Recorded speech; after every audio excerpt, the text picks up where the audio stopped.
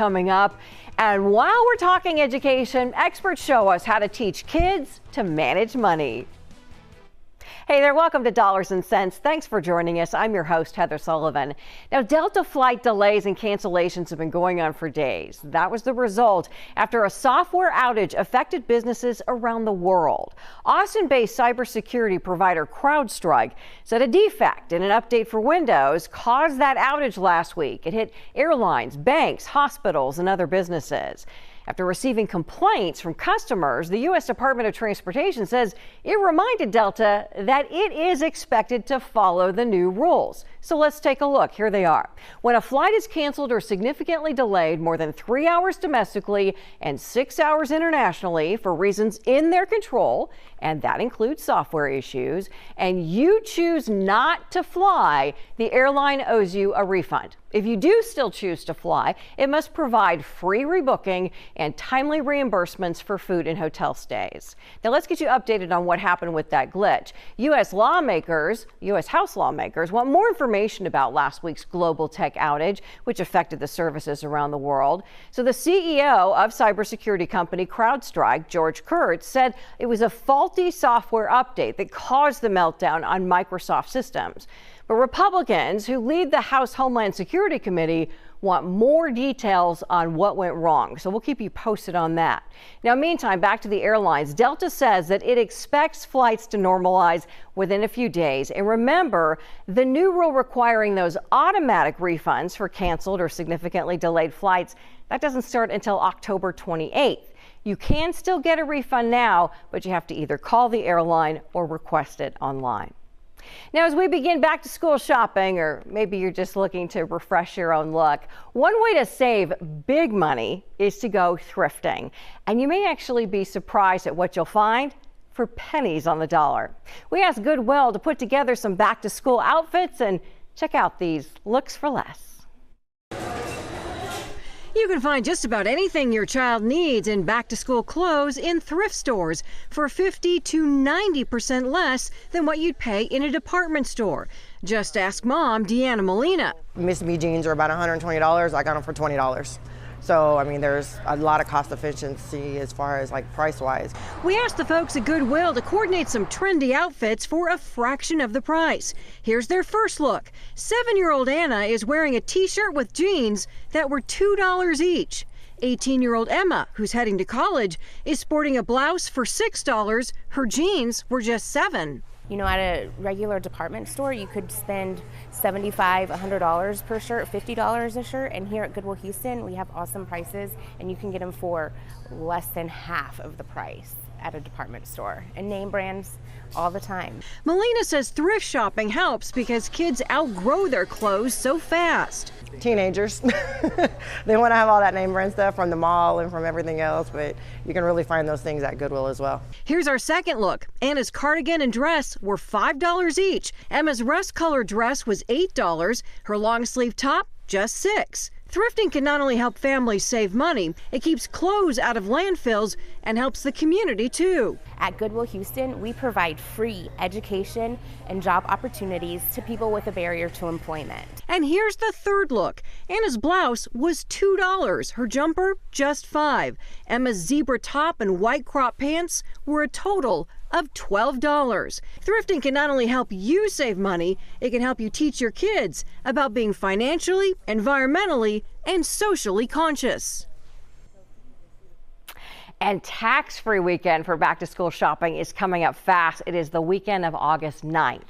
You've got clothing, footwear, school supplies, and backpacks under $100 are tax-free, and that it will save you that 6.25% for the state sales tax, plus you have the your locality sales tax, so it usually totals about 8% together. Now, items must be purchased either in-store or online from a store that does business in Texas, and we've got the list of what's tax-free on Fox26Houston.com. And with the cost of school supplies up this year, some parents are really looking for other ways to save. So take a look at this. This is a survey that just came out. 3 out of 4 parents say they will try any workaround that they can to save money on school supplies. And for 12%, they say that includes stealing supplies from work to give to their kids. All right, let's take a look at some other ways. They say that include using half-used items from around the house, joining Buy Nothing groups on Facebook, and trading supplies with other parents. More than half of the parents polled said they are willing to save by group, buying supplies with other parents, purchasing items in bulk, and splitting the cost. It's a great idea. Well, remember when it was cool to buy clothes at Walmart?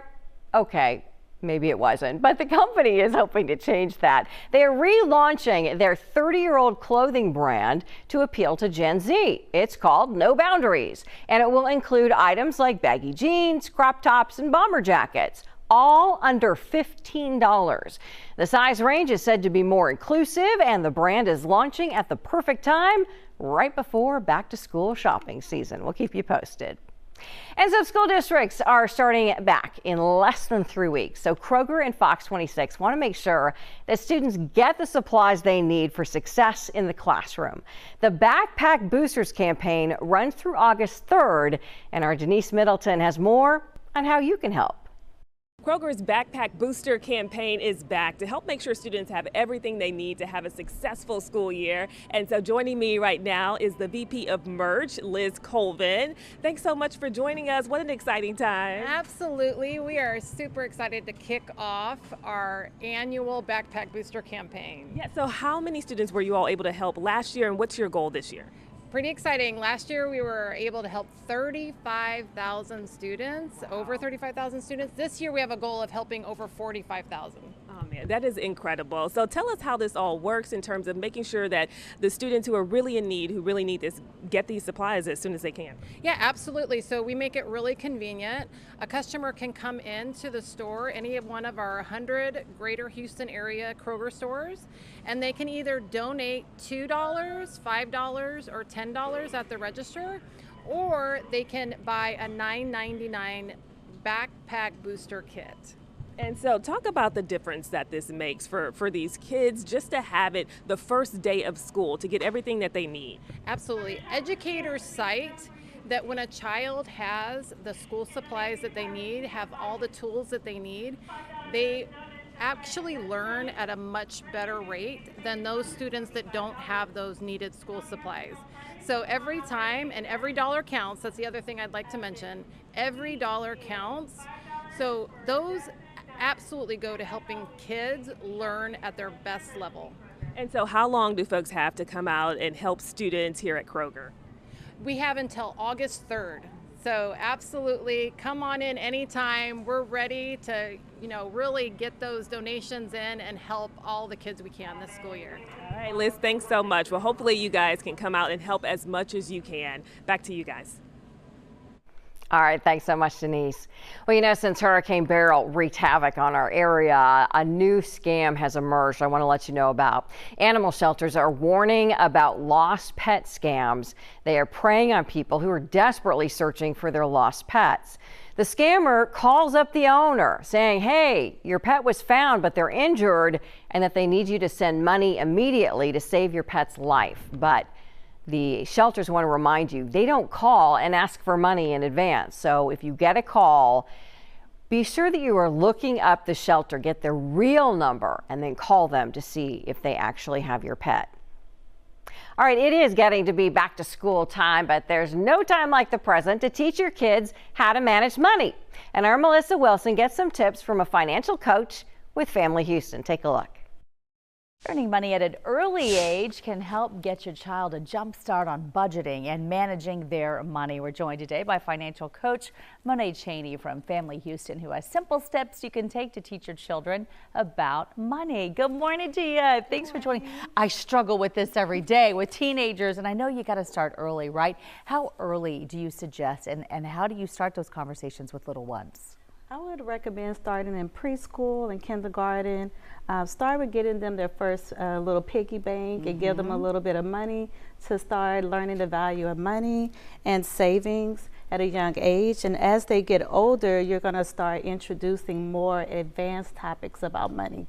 And when my kids were little, I did have 3 piggy banks for them. One they could spend, one they had to save, and then one they gave away to other people. And it seemed to really help. And I feel like those values have stuck around.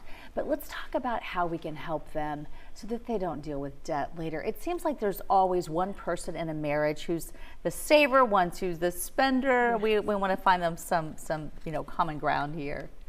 Yeah, so when your kids become teenagers, start introducing credit to them. Explain how credit works, how to read their credit reports, how to build their credit scores, and then teach them how to use credit wisely and understand that credit is not an extension of income and only borrow what you can afford to pay back. Because that's how we tend to get in debt, is when we're borrowing too much and we can't afford it, so those balances tend to build up over time. And a lot of teenagers don't have credit. So what age do you suggest that people really think about getting that credit card and then closely monitoring it? Yes, so you can start establishing credit for your children by adding them as an authorized user.